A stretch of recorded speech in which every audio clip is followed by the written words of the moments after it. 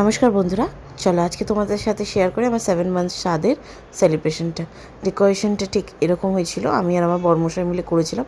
রাত্রেবেলা নিজেই একটু মেহেন্দি পরেছিলাম। আর ডেকোরেশনটা কেমন হয়েছে একটু জানিও সবাই। এটা অর্ডার করেছিলাম অনলাইনে, আর ডেলিভারি করার পর আমরা নিজেই সাজিয়ে নিয়েছিলাম। সকালবেলা তোড়জোড় শুরু হয়ে গেছে রান্নার, আর আমি একদম রেডি হয়ে গেছি। কেমন লাগছে অবশ্যই জানিও।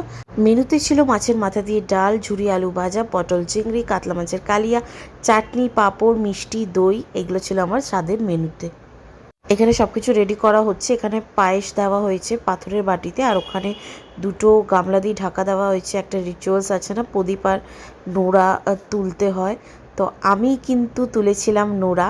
তো নোড়া তুললে কি হয় আপনারাই আমাকে জানাবেন কমেন্টে। সবাই বলছিল নোড়া তুললে নাকি ছেলে হয় আর প্রদীপ তুললে নাকি মেয়ে হয়, কিন্তু আমার কিন্তু মেয়ে হয়েছে। বাবা বার করো,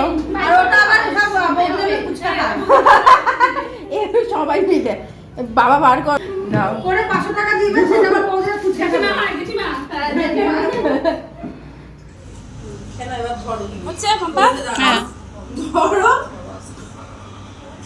বাবা, ধরো ছেলেকে আর বাতে উল্টো দিকে হয়ে গেছে। আমাকে পিকু ফার্স্ট খাইছিল, আমার স্বাদটা শুরু করেছিল। পায়েসটাও খাইছিল আর ভাতটাও ওই খাইছিল। খুব সুন্দর করে ফুল দিয়ে সাজিয়েছে, ভীষণ ভালো লাগছে। I am really blessed to have such members. এরা কিন্তু সব আমার অ্যাপার্টমেন্টের মেম্বার্সরা। তো ভীষণ ভালো লাগছিল, খুব ভালো কেটেছিল দিনটা। আর রান্নাগুলো সবকটা রান্না খুব ভালো হয়েছিল। সবকটা রান্না কিন্তু রাঁধুনি রান্না করেছিল। তো আমি খেতে থাকি। আপনাদের কেমন লাগলো ভিডিওটা সেটা আমাকে জানাবেন, আর আপনারা দেখতে থাকুন কিছু পিকচার্স।